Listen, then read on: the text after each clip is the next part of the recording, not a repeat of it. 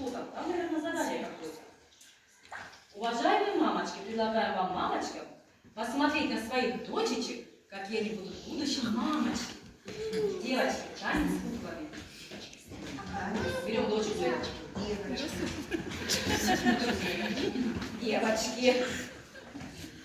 Мирай.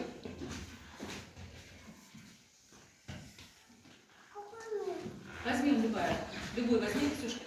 Ой, Арина, Руслан. Господи, Арина, возьми любую куклу. Любую возьми, какая на тебя смотрит. Пускай придет.